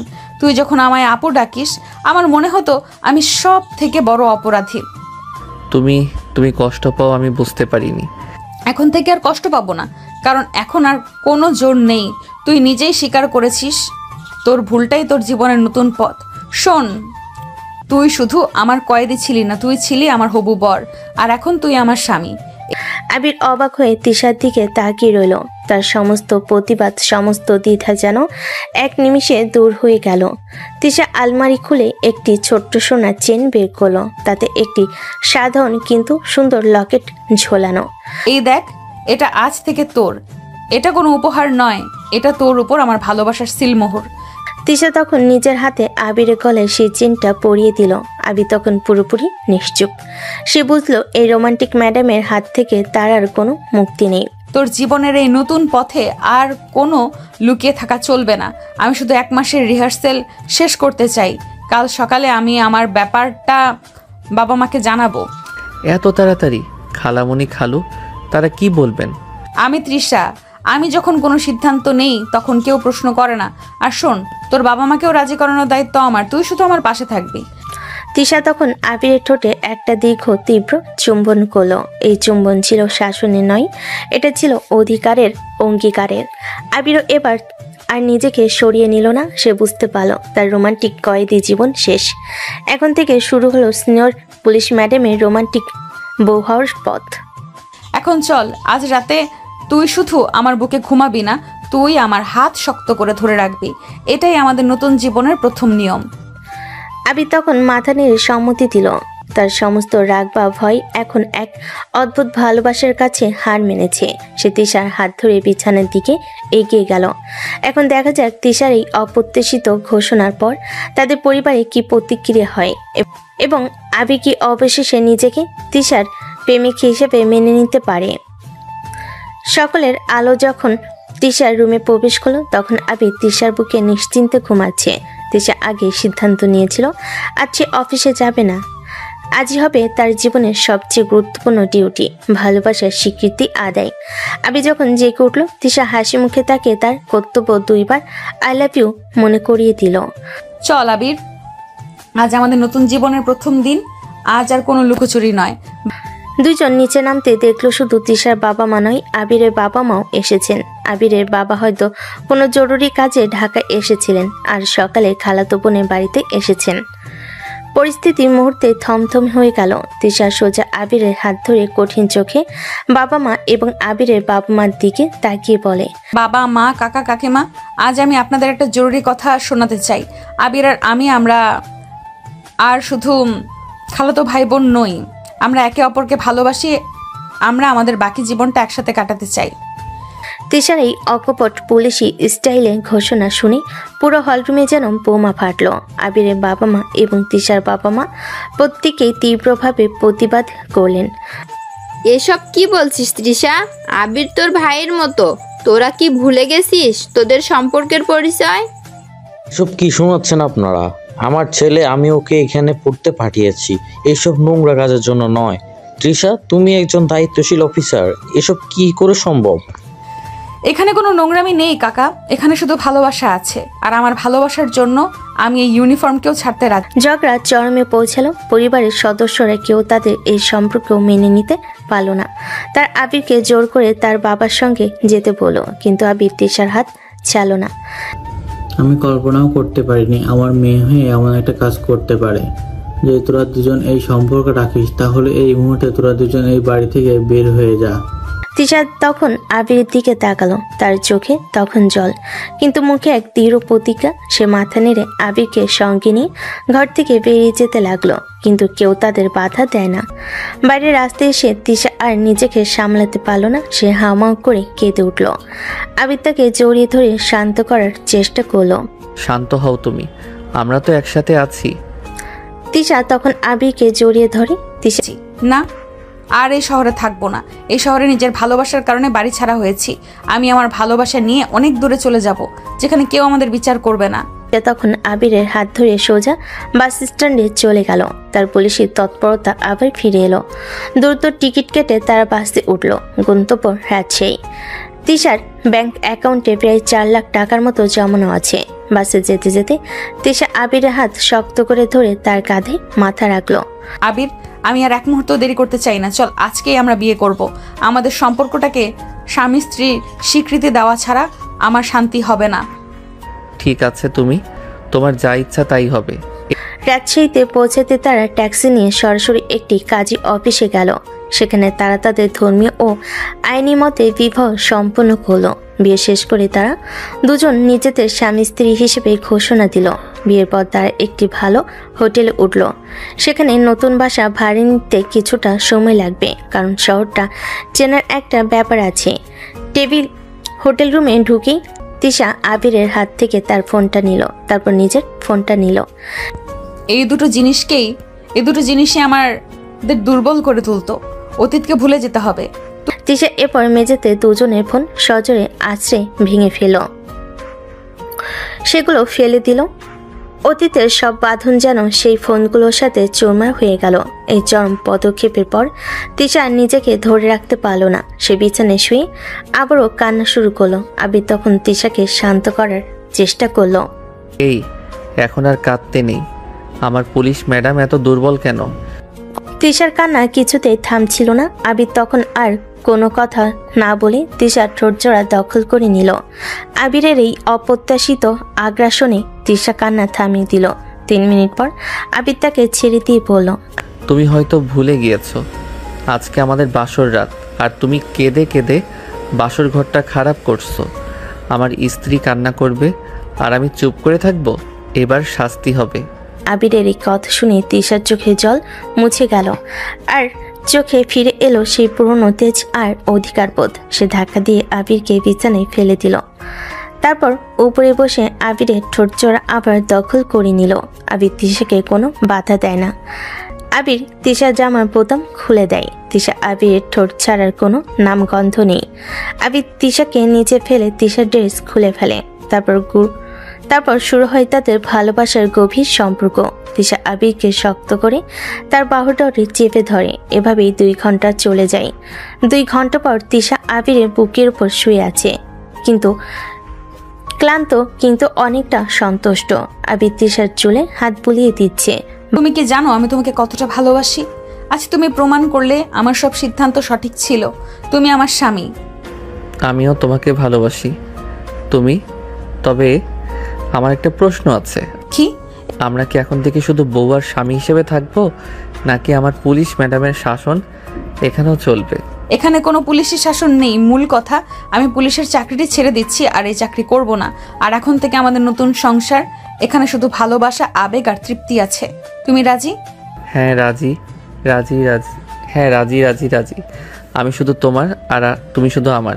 ভালোবাসার জোর, অধিকারবোধ আর তীব্র আকাঙ্ক্ষার মাঝে তাদের নতুন জীবন শুরু হলো এমন এক শহরে যেখানে তাদের পুরনো পরিচয়ের কোনো চাপ নেই। তারা এখন নিজেদের জন্য একটি নতুন জগৎ তৈরি করবে। সময় কারোর জন্য অপেক্ষা করে না। আবেগের তাড়নায় সমস্ত প্রতিকূলতা পেরিয়ে রাজশাহীর মাটিতে নতুন জীবন শুরু করেছিল আবির আর তিশা। সেই জীবনের আজ 7 বছর পূর্ণ হয়েছে।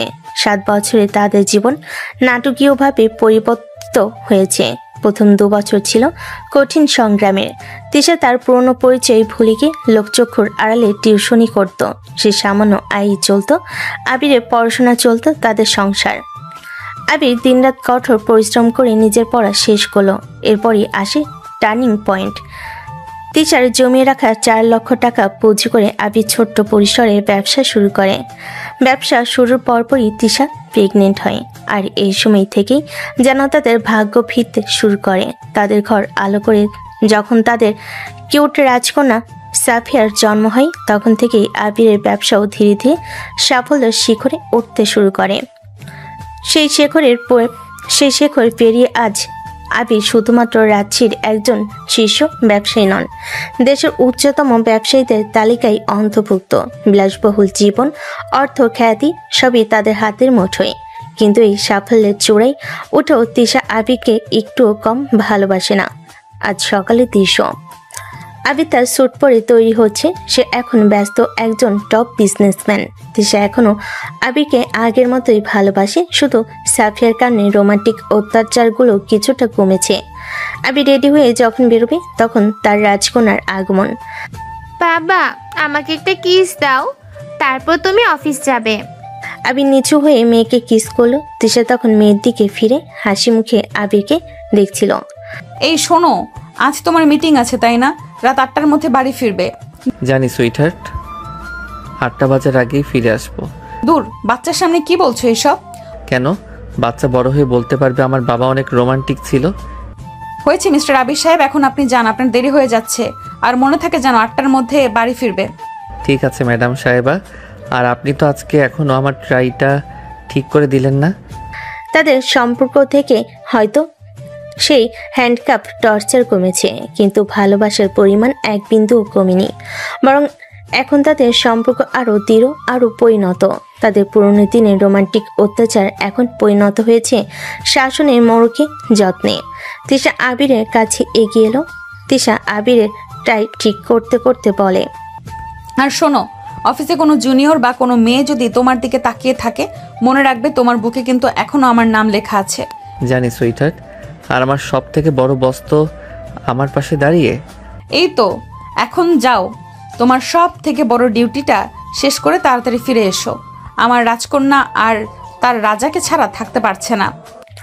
আবির ঘর থেকে বেরিয়ে গেল। তিশা তখন সাফিয়াকে কোলে নিয়ে জানালার ধারে এসে দাঁড়ালো এবং আবিরের গাড়ির দিকে তাকিয়ে রইল।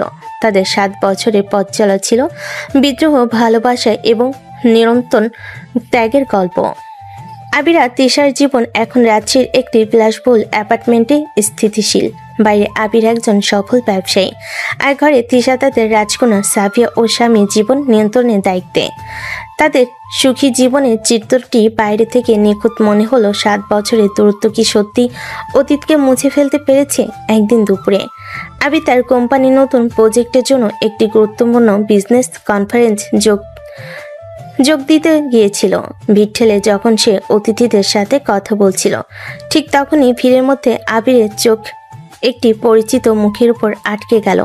সেই মুখটি ছিল তার খালাতো ভাই রিয়াজের। আবিরের বাবার ব্যবসায়িক পার্টনার হিসেবে রিয়াজকে আবির ভালো করেই চিনত। আবিরকে দেখে রিয়াজ মুহূর্তের জন্য স্তম্ভিত হয়ে গেল। আবিরও তাকে দেখে দ্রুত মুখ ফিরিয়ে নিল, কিন্তু ততক্ষণে দেরি হয়ে গেছে।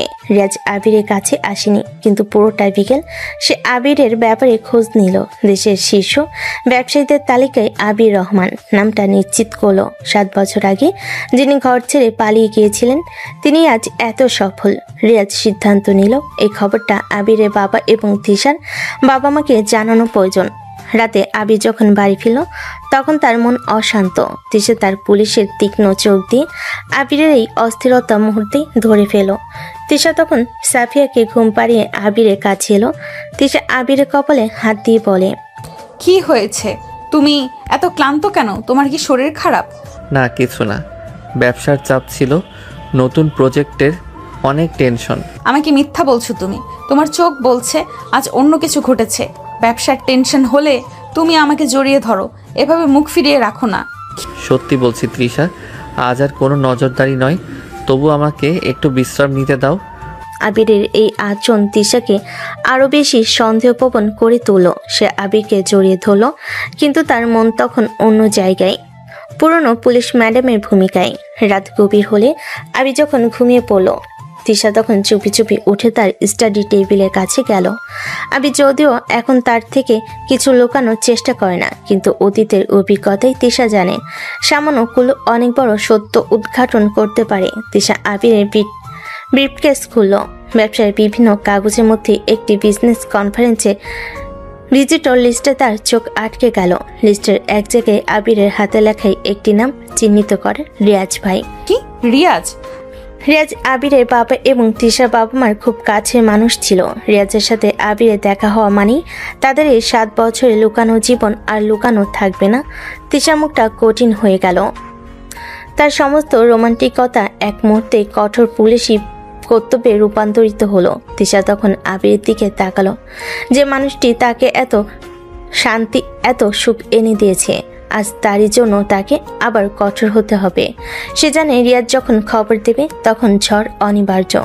তিশা আবিরের পাশে এসে বসলো। সে আবিরের ঘুমন্ত মুখে হাত বোলাতে বোলাতে দৃঢ় কণ্ঠে বলল, আমরা 7 বছর সবার থেকে দূরে ছিলাম, কিছুই হয়নি। পরিবার কখনো আমাদের ভালোবাসার বাধা দিতে পারেনি, আর ভবিষ্যতেও পারবে না। তিশা তখন আবিরের কপালে চুম্বন করে সিদ্ধান্ত নিল তাদের এই ভালোবাসার যুদ্ধ এখনো শেষ হয়নি। কাল সকাল থেকে শুরু হবে এক নতুন লড়াই, যেখানে তাদের আর লুকানোর জায়গা থাকবে না। এখন আবির আর তিশা কি তাদের অতীতকে সামনে থেকে মোকাবিলা করবে, নাকি রিয়াজের কাছ থেকে পুরো পরিবার খবর জানার আগে তাদের নতুন কোনো পদক্ষেপ নিতে হবে? গতরাতে রিয়াজের নাম আবিষ্কার করার পর তিশা সিদ্ধান্ত নিয়েছিল সকালে উঠে আবিরকে জিজ্ঞাসাবাদ করবে, কিন্তু যখন তার ঘুম ভাঙল, আবির তখন তাকে শক্ত করে জড়িয়ে ধরে আছে। 7 বছরের সংসার এবং সাফিয়ার জন্ম তাদের সম্পর্ক এক গভীর শান্তি এনে দিয়েছে, যা এক মুহূর্তে সব উদ্বেগ ভুলিয়ে দেয়। ওঠো আবির। তিশা ডাকে আবির ঘুম থেকে ওঠে। তিশার কপালে চুমু দিয়ে বলে, গুড মর্নিং সুইটহার্ট। আজ এত সকালে কেন উঠলে? আজ তো আমার ছুটির দিন। তিশা তখন রিয়াজের কথা জিজ্ঞেস করার জন্য মুখ খুলতে যাচ্ছিল, কিন্তু আবিরের চোখের দিকে তাকিয়ে তার প্রশ্নটা যেন ঠোঁটে আটকে গেল। জানি তৃষা, কিন্তু আমার ম্যাডামকে তো আর কোনো অফিস থেকে ছুটি নিতে হয় না। আবির তিশাকে আরো কাছে টেনে নিয়ে চোখে গভীর ভালোবাসা। আমার কাছে পৃথিবীর সব থেকে সুন্দর ডিউটি হলো তোমার পাশে এভাবে থাকা। আবির তখন তিশার ঠোঁটজোড়া দখল করে নিল। তিশার চোখ বন্ধ করে সেই চুম্বনে সাড়া দিল। তাদের এই একান্ত মুহূর্তটি প্রায় মিনিট খানেক স্থায়ী হলো। কিস? তোমরা একা কেন কিস করছো? সাফিয়ার আওয়াজ শুনে আবির আর তিশা দ্রুত নিজেদের সরিয়ে নিল। তার দুজনেই হেসে ফেল। সাফিয়া তখন তাদের দেখছিল, তার চোখে রাজ্যের বিস্ময় আর কৌতূহল। আমিও কিস করতে চাই, আমাকেও কিস করো। তোমরা লুকিয়ে লুকিয়ে কিস করছো কেন? তিশা তখন হেসে সাফিয়াকে কোলে নেয়। ও, তোমার নজর তো দেখি বাবার থেকেও বেশি তীক্ষ্ণ। এটা তো তোমার রুলস। আরে বাবা, তোমার মা তো সব থেকে বড় গোয়েন্দা। এখন তুমিও আমাদের উপর নজরদারি করবে। হ্যাঁ, তোমরা লুকিয়ে কিস করবে না, এটা আমার রুলস। আবির আর তিশা একে অপরের দিকে তাকিয়ে হাসলো। তাদের রাজকন্যা যেন তাদের অতীতের রোমান্টিক শাসনে উত্তরাধিকারী। গত রাতে রিয়াজকে নিয়ে যে উদ্বেগ ছিল, এই মিষ্টি পারিবারিক আনন্দের কাছে তা যেন ক্ষণিকের জন্য চাপা পড়ে গেল। তিশা তখন আবিরকে বলল, চলো, তুমি আজ ছুটির দিন, আমরা 3 জন মিলে আজ বাইরে ডিনার করব। এখন তুমি যাও, সাফিয়াকে ফ্রেশ করিয়ে দাও। আবির তার রাজকন্যাকে কোলে নিয়ে বাথরুমে চলে গেল।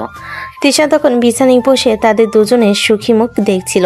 রিয়াজের কথা হয়তো সে ভোলেনি, কিন্তু এই মুহূর্তে তার কাছে পারিবারিক শান্তি সবচেয়ে দামি। আবির আর তিশার সুখী জীবনের সময় এভাবেই কাটতে থাকে।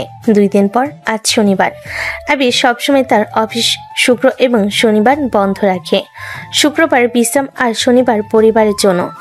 রুটিন মতো আজও সকাল সকাল তারা তৈরি। আবির গাড়ি না নিয়ে বাইক বের করলো। আবির চালাবে, মাঝখানে সাফিয়া শক্ত করে বাবাকে জড়িয়ে ধরে, আর পিছনে বসে আছে তিশা, যার বাহু আবিরের কোমরে জড়ানো। সারাদিন ধরে তারা রাজশাহীর বিভিন্ন পার্কে ও রেস্তোরাঁয় ঘুরল।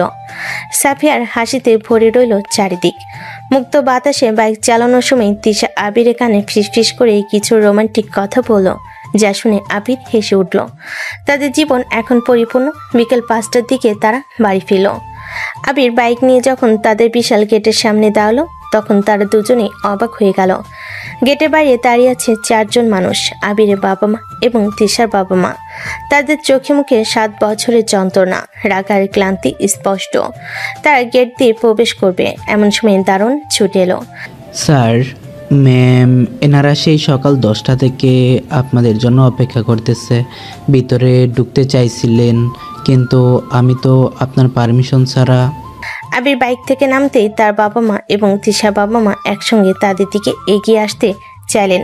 আবির দ্রুত হাত দিয়ে তাদেরকে কাছে আসতে বারণ করলো। তার মুখ গম্ভীর, কিন্তু সে তার পরিবার, অবস্থান বা খ্যাতি নিয়ে কোনোভাবেই জনসম্মুখে কথা বলতে চায় না। তিশা তখন দ্রুত আবিরের কানে কানে ফিসফিস করে বলল, আবির, এখানে কোনো রিয়েক্ট করো না প্লিজ। অনেক মানুষ আছে, দারোয়ান দেখছে, প্রতিবেশীরাও দেখছে হয়তো। তোমার সম্মান এখন গুরুত্বপূর্ণ। ওনাদের ভেতরে নিয়ে এসো, ভেতরেই সব কথা হবে। শান্ত থাকো। তিশার এই শান্ত কৌশলপূর্ণ আদেশ শুনে আবির মুহূর্তে নিজেকে সামলে নিল। সে জানে এই মুহূর্তে তিশার পুলিশি কৌশল সবচেয়ে বেশি দরকার। আবির তখন দারোয়ানকে ডাকলো। জি স্যার, বলেন। এনাদের ভেতরে পাঠিয়ে দাও, ড্রয়িং রুমে বসতে বলো। আমি এক্ষুনি আসছি। আর শোনো, আজ যেন আশেপাশে কোনো লোকজনের আনাগোনা না থাকে। ঠিক আছে স্যার। আবির আর তিশা সাফিয়াকে কোলে নিল এবং দ্রুত গেট পেরিয়ে মূল ভবনের দিকে হেঁটে গেল। বাবা মারা তখনও রাগে, কষ্টে এবং বিস্ময় স্তব্ধ। তাদের 7 বছরের পলাতক সন্তানরা আজ এত বিলাসবহুল জীবনযাপন করছে। তারা বাধ্য হলেন দারোয়ানের দেখানো পথে ড্রয়িং রুমের দিকে যেতে। তিশা আর আবির নিজেদের রুমে ঢুকলো। রাজকন্যা সাফিয়াকে তার সাফিয়ার কেয়ারটেকারের কাছে দিয়ে তারা এক মুহূর্তের জন্য মুখোমুখি হলো। তুমি শান্ত আছো তো? আমি শান্তই আছি আবির। ভালোবাসার যুদ্ধে কখনো হার মানিনি, তাই আজ পর্যন্ত কেউ হারাতে পারেনি। এখন আবির আর তিশা তাদের 7 বছরের দাম্পত্যের অভিজ্ঞতা ও ভালোবাসা নিয়ে পরিবারের মুখোমুখি হতে যাচ্ছে। এই কঠিন পরিস্থিতিতে তাদের সম্পর্ক কি টিকে থাকবে, নাকি আবারও ভাঙন ধরবে? আবির আর তিশা যখন ড্রয়িং রুমে প্রবেশ করলো, তাদের চোখে মুখে ছিল 7 বছরের কঠিন অভিজ্ঞতা আর আজকের দিনের দৃঢ়তা। আবির আর তিশার বাবা মা রাগে নয়, বরং এক গভীর অনুশোচনা নিয়ে বসে আছেন। আবিরের সফলতা আর তিশার আত্মবিশ্বাসী চেহারা দেখে তারা মুহূর্তেই বুঝে গেলেন সেই দিন তাড়াহুড়ো করে তারা কত বড় ভুল করেছিলেন। আবির আর তিশা দাঁড়ালো। দীর্ঘ নীরবতা ভেঙে তিশার বাবা, যিনি সেদিন তাদের বাড়ি থেকে বের করে দিয়েছিলেন, তিনি প্রথম কথা বলেন। তিশা, আবির, আমরা ভুল করেছিলাম, আমাদের ক্ষমা করে দে। আমাদের ক্ষমা করে দাও। আমরা তোমাদের বুঝতে পারিনি। আমাদের অহংকার, আমাদের সামাজিক ভিত্তি তোমাদের ভালোবাসাকে অস্বীকার করেছিল। আবির বাবা, আমি তোর মা। আমি জানতাম তুই কখনো ভুল কিছু করিস না। শুধু সমাজের ভয়ে আমরা তোমাদের দূরে ঠেলে দিয়েছি। তোমরা আমাদের ক্ষমা না করলে আমরা শান্তি পাবো না। আবির আর তিশা একে অপরের দিকে তাকালো। তাদের মনে গভীরে জমে থাকা 7 বছরের কষ্ট, উপেক্ষা আর যন্ত্রণা। আবির কিছু বলতে যাচ্ছিল, কিন্তু তিশা তাকে হাত দিয়ে থামিয়ে দিল। ক্ষমা? 7 বছর ধরে আমরা প্রতিদিন ক্ষমা চেয়েছি কিন্তু পাইনি। আজ যখন আমরা সফল তখন আপনারা ক্ষমা চাইছেন? একটু সময় নিন। আবির আর তিশা তখনও নিজেদের সিদ্ধান্তে অটল। বাবা মারা যখন আবারও তাদের কাছে ক্ষমা চাওয়ার জন্য উঠে দাঁড়ালেন, ঠিক তখনই ঘটল সেই অপ্রত্যাশিত ঘটনা। দরজার কাছ থেকে ছোট্ট একটি ললিপপ হাতে নিয়ে হেঁটে এলো সাফিয়া। বাবা, মা, তোমরা কেন এই আঙ্কেল আন্টিদের সাথে রাগ করছো? সাফিয়ার মিষ্টি আওয়াজে সবাই চমকে উঠল। আবির আর তিশা হাসি মুখে তাদের রাজকন্যাকে কাছে ডাকলো। সাফিয়া সোজা গিয়ে দাঁড়িয়েছে আবিরের বাবার সামনে। সাফিয়া আবিরের বাবার দিকে ললিপপ এগিয়ে দিয়ে বলে, আঙ্কেল, তুমি কাঁদছো কেন? এটা নাও, এটা খেলে আর রাগ করবে না।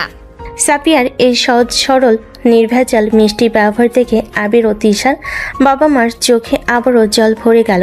তারা তাদের নাতি নাতনিকে দেখেনি, তার অস্তিত্ব জানতেন না। সাফিয়ার এই নিষ্পাপ কাণ্ড দেখে আবির ও তিশার চোখে বাঁধও ভেঙে গেল। তিশা তখন আবিরের দিকে তাকালো। এইবার ক্ষমা করে দাও তুমি। এই ছোট মানুষটার শান্তির জন্য অনেক হয়েছে। আমাদের মনে কি থাকবে সেটা জানি না, কিন্তু সাফিয়া অনেক খুশি হবে। তুমি যখন বলছো তখন তাই হবে। আমি আমার স্ত্রী আর সন্তানের জন্য সব করতে পারি।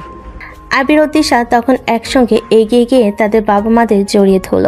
7 বছরের সব রাগ, ক্ষোভ আর কষ্ট যেন সেই আলিঙ্গনে দূর হয়ে গেল। আমার মা, আমার মেয়ে, তোরা সুখে থাক।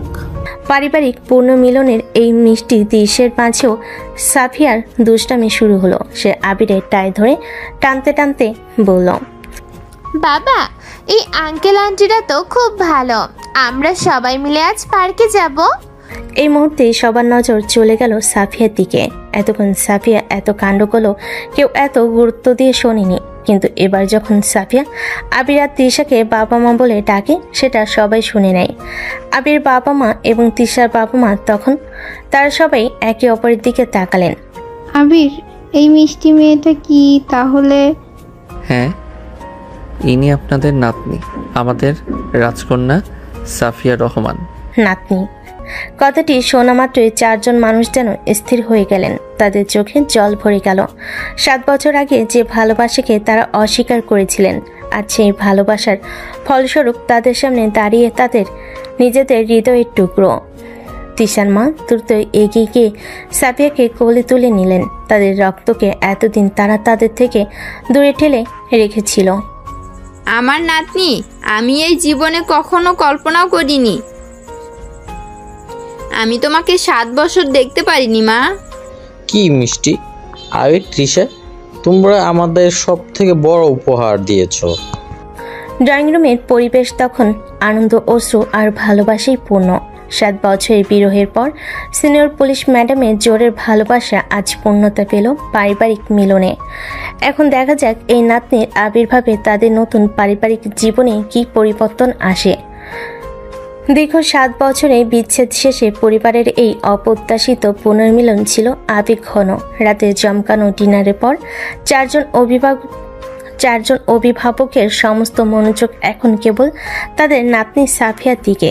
সাফিয়ার মিষ্টি ব্যবহার, তার কৌতূহলী প্রশ্ন, সবকিছুতেই মুগ্ধ 4 জন প্রাপ্তবয়স্ক। রাত তখন প্রায় 11টা। ঘুম পাড়ানোর পর্ব শুরু হলো নতুন এক ঝামেলা। আমার নাতনি, আজ রাতে তুমি আমার সাথে ঘুমাবে, আমি ওকে দেখব। নাতনি তোমার একার নাকি? আমারও নাতনি, এতদিন পর দেখা পেলাম। ও আমাদের সাথে ঘুমাবে। ওর বাবা মা কাল কথা বলুক। 2 মায়ের মধ্যে তাদের নাতনিকে নিয়ে এক মিষ্টি যুদ্ধ শুরু হলো। আবির আর তিশা হাসি মুখে তাদের দেখছিল। অবশেষে আবির মাঝখানে এসে দাঁড়ালো। প্লিজ শান্ত হও তোমরা, তোমাদের দুজনেরই নাতনি। কিন্তু একটা কথা, সাফিয়া কখনো অন্য কারোর সাথে ঘুমায় না। ওর একার ঘুমানোর অভ্যাস, তাই ওকে নিয়ে জোর করে লাভ নেই। আবিরের এই কথা শুনে দাদি আর নানি দুজনেই মুখ ভার করে ফেলেন। কিন্তু ঠিক তখনই সাফিয়া তার বাবার দিকে তাকালো। না বাবা, আজকে আমি এই 2টা দাদুর সাথে একসাথে ঘুমাবো। আমাকে গল্প শোনাবে তো তোমরা? সাফিয়ার এই অপ্রত্যাশিত সিদ্ধান্ত শুনে দুই দাদি আনন্দে আত্মহারা হয়ে গেলেন। আবির আর তিশা একে অপরের দিকে তাকালো। অনেক আনন্দে থাকবে, ঠিক আছে, তোমার যা ইচ্ছা, কিন্তু বেশি দুষ্টুমি করবে না। আবির জানে সাফিয়া অন্য কারোর সাথে ঘুমানো মানেই 7 বছর পর তাদের জন্য এক স্বাধীনতা। কারণ সাফিয়ার জন্মের পর থেকে তারা দুজন খুব কম সময়ে নিরবিচ্ছিন্নভাবে একা পেয়েছে। বাবা মারা সাফিয়ার হাত ধরে তাদের গেস্ট রুমের দিকে চলে গেলেন। আবির আর তিশা তাদের মাস্টার বেডরুমের দিকে এগিয়ে গেল। রুমের দরজা লক করার পর আবির তিশাকে পিছন থেকে জড়িয়ে ধরল। বিশ্বাস হচ্ছে না, 5টা বছর পর আজ আমরা পুরোপুরি একা। মনে হচ্ছে যেন আবার সেই বাসর রাত নয় সুইটহার্ট, এটা তোমার 5 বছরের জমে থাকা শাস্তি। হ্যাঁ। কি শাস্তি? হ্যাঁ, কে বলেছে রাজকন্যা এলে পুলিশ ম্যাডামের শাসন বন্ধ হয়ে যায়? আমি পুলিশের চাকরি ছাড়লেও পুলিশের প্রত্যেকটি পদক্ষেপ এখন আমার মুখস্থ। গত 5 বছরে তুমি সারাদিন ব্যবসার চাপে আর রাতে মেয়ের চিন্তায় আমার প্রতি কোনো মনোযোগ দাওনি। আজ তোমার কোনো অজুহাত চলবে না। তোমার শাস্তি মাথা পেতে নেব ম্যাডাম।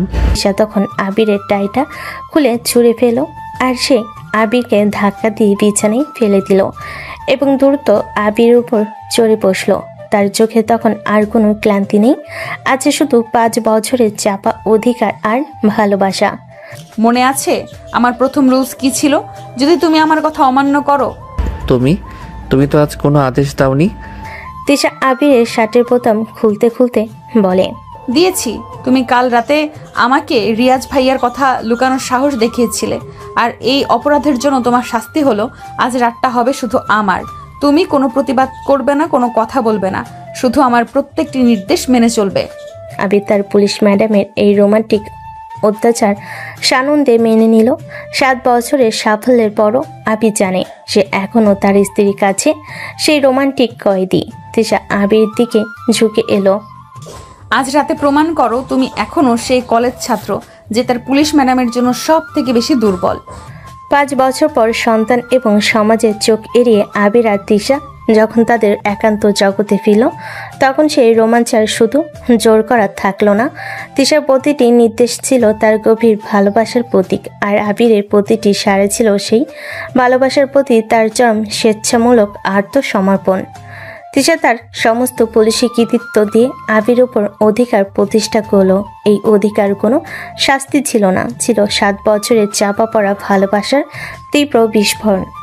আবি যেন তার স্ত্রীর কাছে ফিরে পেয়েছিল সেই প্রথম দিনে উত্তেজনা, যখন সে ভয় পেত কিন্তু পালাতে চাইতো না। তাদের নিবিড় মিলনে মিশে গিয়েছিল তাদের অতীত এবং বর্তমান। শিক্ষার্থী আর পুলিশ ম্যাডামের রসায়ন, স্বামী আর স্ত্রীর গভীর সংযোগ। তিশা বারংবার প্রমাণ করে দিল সে এখন আবিরের পুলিশ ম্যাডাম, কিন্তু সেই শাসনের একমাত্র লক্ষ্য আবিরকে তার কাছে নিরাপদে বেঁধে রাখা। 7 বছরের বিরতি যেন এক নিমিষে দূর হয়ে গেল তাদের গভীরতম অনুরাগে। তিশা নিজের সবটা আবিরকে দিয়ে দিল।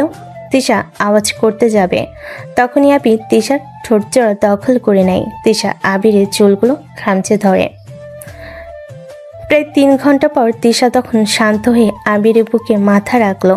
বাইরে তাদের রাজকন্যা সাফিয়ার হাসির শব্দ শোনা যাচ্ছিল। আজ তোমার শাস্তি শেষ সুইটহার্ট, কিন্তু তার মানে এই নয় যে শাস্তি আর দেওয়া হবে না। পুলিশ ম্যাডামের পক্ষ থেকে কখন কোন বার্তা আসে সেটা বলা মুশকিল। তৃষার কথা শেষ হলে আমি তৃষাকে শক্ত করে জড়িয়ে ধরি। আমার পুলিশ ম্যাডাম, আমি ভুলে যাইনি আমার এই সমস্ত সাফল্য, এই বাড়ি, এই ভালোবাসা সবই তোমার জন্য। কৃতিত্বপরায়ণ সিনিয়র পুলিশ অফিসার তিশা এবং তার খালাতো ভাই আবিরের জোরের ভালোবাসা থেকে শুরু হওয়া এক ব্যতিক্রমী সম্পর্ক, যেখানে সামাজিক বাধা, পারিবারিক বিচ্ছেদ ও 7 বছরের নীরব সংগ্রামকে অতিক্রম করে তাদের ভালোবাসার সফলতা লাভ করে এবং অবশেষে রাজকন্যার উপস্থিতিতে পরিবারের পুনর্মিলনের মাধ্যমে সেই সম্পর্ক পূর্ণতা পায়। গল্পটি আমাদের কিছু জিনিস শেখায়। ভালোবাসা কোনো সামাজিক নিয়ম বা বয়সের গণ্ডি মানে না, বরং পারস্পরিক বিশ্বাস ও নির্ভীক আত্মবিশ্বাসের মাধ্যমেই তা জয়ী হয়। তো দর্শক, গল্পের শেষে আমাদের সাফিয়া মামুনি আপনাদের উদ্দেশ্যে কিছু কথা বলবে। গল্প তো শেষ হয়ে গেল বন্ধুরা। ও সরি, আপনারা তো আমার আঙ্কেল হবেন, ভুলে বন্ধু বলে ফেলেছি। তাহলে আপনাদের থেকে বিদায় নেওয়ার আগে আমাদের পরিবারের জন্য দোয়া চাচ্ছি, এবং সবাই অবশ্যই ভিডিওটিতে লাইক করে আমার জন্য সুন্দর একটি কমেন্ট করবে, আর বন্ধুদের কাছে শেয়ার করে দিবে, কেমন? আর নতুনরা কিন্তু সাবস্ক্রাইব করতে একদমই ভুলবে না। আল্লাহ হাফেজ।